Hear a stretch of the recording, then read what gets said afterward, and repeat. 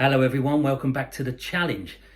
This is going to be a all-round beginner's jargon buster based on the comments that you guys send me in the posts here and on TikTok, the questions that keep coming up as a reoccurring theme, and the things that when I approached Amazon for the very first time and I thought, what the bloody hell is that?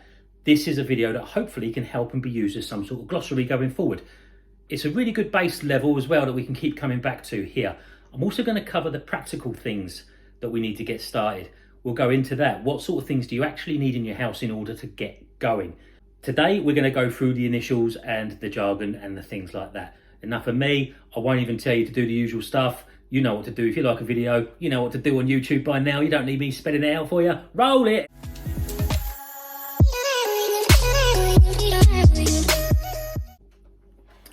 Okay, let's not muck about, let's get straight into it, okay? That's the reason we're here. So the question I get, which I think is the best place to start this whole thing, why am I selling on Amazon and I'm not selling on eBay or Facebook Marketplace, Depop, Vinted, all of the other gubbins, all right?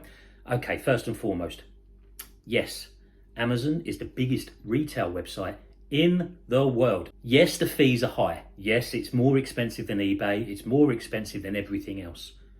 But you need to consider the things that we're selling are also more likely to be more expensive. So we're getting more profit from the things that are priced higher on Amazon. On top of that, it is the most successful retail website in the world. The sales are astronomically higher than all of the others. So that is the template we're using. Yes, we're paying more fees, but we will get more out of it. And this is why people are searching for Amazon business. This is why people like me got started in the first place. Second of all, don't just exclusively use Amazon. Don't think that I'm just exclusively using Amazon. My wife is selling on all of those other places, but that's not part of my challenge, so I'm not talking about it. But you make money however you can make it. It doesn't even have to be Amazon. The whole purpose of this challenge is that you find a way to put at least 30% on your investment every month. I'm doing it Amazon way, and I think that's what resonates the most. So that's why I'm sharing what I'm doing. So sell on eBay. Sell on Facebook Marketplace, because there are things, and we'll find this out later, that you'll be gated in, that you'll be restricted in, that you can't sell on Amazon. So you'll need to sell it somewhere. I've got a West Wing box set somewhere that I can't sell on Amazon, so I'm selling it on the marketplace. Okay, let's go into the different types of models that there are for selling on Amazon. Specifically, RA, OA, wholesale, private label. Those are the main ones. These are the things. Now, these are umbrella terms. You'll hear a lot about FBA when we get into different nuances of the model, but for now, let's get into that, okay? RA, retail arbitrage. Retail arbitrage, you get up off your backside, you go into the town, you go into shops using your feet, you look for things with your eyes, you pick them up with your hands, and you buy them. They're cheap. You then bring them home, slap your label on them, flip them, send them off to Amazon for a profit. That's retail arbitrage. You're going into retail shops. Online arbitrage, OA. You're doing the exactly same thing, but you're not getting up off your backside. You're not using your feet. Yes, you are using your eyeballs. You go onto websites, you go onto the internet and you search for deals on the internet. You then have them delivered to you, or you click and collect. You then slap your label on it and then send them off to Amazon. RA and OA are the most accessible ways of selling on Amazon as a beginner with little money. I started with £200. People can start with 50 quid. You can start with 100 quid. That's the way you do it. You go and find a bargain, you put a profit on it, and you sell it. When we're talking retail arbitrage, the things you would need to get going on that, and I've said this before in a previous video, you need your Amazon Seller Central app, and you need another software like Buybot Pro or Seller AMP. As I've said before, there's a link down there. It's free for 14 days. You need to get into the habit of selling. Online arbitrage, one of the other links I've got down there is for Source Mogul. Now this is important. This is a 10-day free trial. Use those 10 days. Cancel it after 10 days, but use them. And start looking at the sorts of websites that are routinely coming up when there's online deals. Argos is one off the top of my head. The very first product I sold, I started selling it in late September. I'm still selling it now. I found it on Source Mogul. Competition is much higher with online arbitrage, but but there are deals out there if you can find them. Wholesale, as it sounds, you go to wholesalers. So you buy things in bulk and then you send them in. You need more money to do this, obviously, because you're putting more eggs into one particular basket. Private label, this is when you need even more money. If you've got anywhere between 5 to 10 grand startup cost, that's when you buy your own company brand. You have your own logo. You then find a product that's selling bundles on Amazon. You see it in China in a warehouse on Alibaba.com, and you get it produced for up to, I don't know, £2 per unit, and then you flog it by the thousands for £20 per unit, but you slap your brand on it. This is private label. FBA and FBM. Let's do FBA first. Fulfillment by Amazon. We've done this one already. You get the items in your possession, either through RA, OA, whether you're doing it in wholesale, whether you're doing it in private label. You get the items in your possession. You then send them in to the Amazon fulfillment centers, the Amazon warehouses, they call them fulfillment centers. They do the rest. So Amazon sort all the items that you've bundled up into this cardboard box. They then stick it on their storage shelves and they take care of it. When a customer buys it, because Amazon have got it on their website, Amazon pick it from the shelf, they pack it in their nice Amazon boxes and they ship it next day delivery, Amazon Prime. They also do all of the follow-up customer service, refunds, complaints, reviews. They deal with all of that. Now, as I say, FBA is a big umbrella term.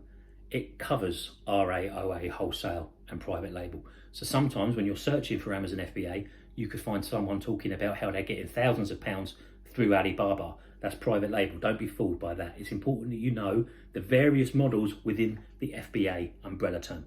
FBM, fulfillment by merchant. Now this is similar to what you do on eBay. You're just doing it using the power of Amazon. So you have the stuff in your possession, you store it yourself. When it sells, you're the one that picks it, packs it, using your own boxes, and then shipping it individually. You're also the one that deals with all the customer service and all of the follow-up. So the buy box is simply when you go on Amazon and you find a product and it says buy it now, or it says add to basket, and you've got that little grid, that's the buy box. It's a box where you buy it. I don't know why it's called that, truly. They could have thought of something better, right? Anyway, have a little look next time you're browsing around Amazon and just pay attention to what's underneath the buy box. On the things that we're eligible to sell on, there'll be a bundle of other sellers in there as well. That's your competition. But has anyone ever paid attention to that if you're buying a product on Amazon? Of course not. You just focus on that box. You just buy it now or add to basket. 99.9%, I just made that up.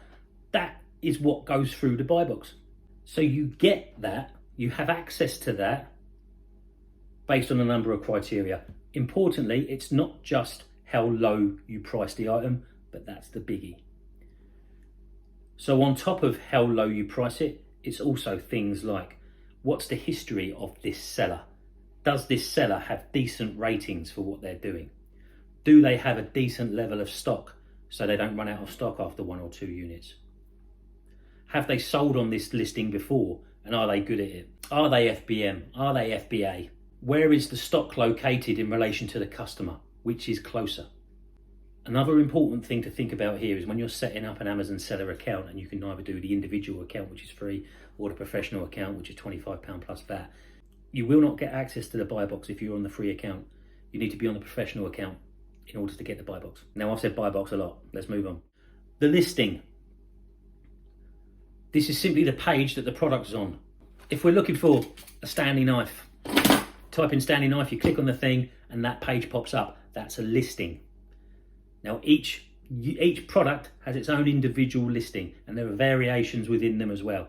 So you need to be careful that what you're selling is matched to the correct listing. And it's done through an ASIN. The ASIN number is the unique identifier that Amazon has for every single product in their catalogue. And it sits on the listing. As sellers, we jump on the listings. We jump on this ASIN. And then we become one of the number of people fighting for the rights to that buy box. BSR, best seller rank. So the listing of the product will show you what its ranking is dependent on the category that it's in. Number 1 is the best. and it can go up to well past 1 million, depending on what category it's in. The ranking goes up when it isn't selling, and it goes down every time a sale is made. If the only thing I can think of is the music charts. Every time I used to go to HMV when I was a kid and buy Chuckadema and pliers, and then wait for Dr. Fox to play it on a Sunday. Same sort of thing. The lower the better. But don't put too much stock into what this number is. Like I say, it varies massively depending on what category it is. How many water bottles are out there, for example? So 350 in toys is going to be massively different to 350 in headphones, for example. FC, the fulfillment centers, like I say, they are the warehouses, the Amazon warehouses. They're called the fulfillment centers. And with that, you get an FC transfer. So once you've sent stock into Amazon, you're checking your Amazon seller account to find out where this stuff is. One of the things it might show up is that it's in an FC transfer. All that means is that you've shipped it to one transfer, and Amazon think, well, you know what, its customer base is probably likely to be somewhere else. Let's shift it to another one. And then it's in a fulfillment center transfer for a few days. Sometimes it can take a day, sometimes it can take up to 2 weeks, 3 weeks even. Ungating. Now this is a popular one, and people make bundle selling courses on this. Don't do any of that. All right, there is enough information out there for free. As new sellers, Amazon will restrict us in certain things, not all things, but categories, certain categories, and certain big brands. So categories like grocery, off the top of my head, or baby feeding, and then brands like Lego, Nike, Disney, Adidas. Now the reason for this is because these sorts of brands are protected and these sorts of categories are protected. If you're a big brand, you don't want some new seller acting haphazardly, buying a pair of Air Jordans down the market for 10p and sticking them on the official Nike listing for 20 quid. They need to be sure that what they're getting on their listing are experienced sellers that can prove themselves to be decent at managing their product. Now, for some reason, in the world of Amazon, they don't call it restricted, even though that's exactly what it is. They call it gated. I mean, why not, eh? Why not make up a word? When we say ungated, all that means is that you're restricted in that particular category or brand. Now, there's no harm in asking. Don't be disheartened if you are restricted, because your software tells you. Go onto the Amazon Seller Central app, and where it says there that you're restricted, you can actually ask for access. Now, one of two things is going to happen, right? They're either going to say yes or no. No one's going to tell you off for it, so give it a go. So the practical things that we need to buy in order to get going. Number one, cardboard boxes. Now, there's a massive caveat on this. When you're brand new, when you've got very little startup costs, don't be wasting your money on cardboard boxes. I've got loads of them. It's just been Christmas in this house. Look, they're everywhere. Don't spend any money on them. And if you haven't got any in your house, get down to your supermarkets, your garden centres, your cash and carries. Get down to these places. Go on Facebook Marketplace and see who's giving them away for free. Find your mate who's just moved house and say, I'll tell you what, I'll have your cardboard boxes. Don't be spending any money on those. Now, if for whatever reason you just want an easy life, I have put a link down on there, which is a link to Amazon for cardboard boxes. It is an affiliate link, but I'm actively telling you, don't do that. Go out and get free ones. Number two, packing tape. Get yourself one of these for an easy life. You can get them cheap enough, pound shops. Again, people are giving away packing tape, mostly on eBay really, or Facebook Marketplace or Free Cycle or something like that. Again, there is a link down there, but screw your life. Save your money where you can. You don't need to be spending big money on this. A printer. There's no getting around it. You're going to need a printer. Again, I've put links down there. But if you haven't got a printer, you are going to need to get one. And it's going to need to be reliable because you're going to use it a lot. The other thing you're going to need are labels. There are two types of label.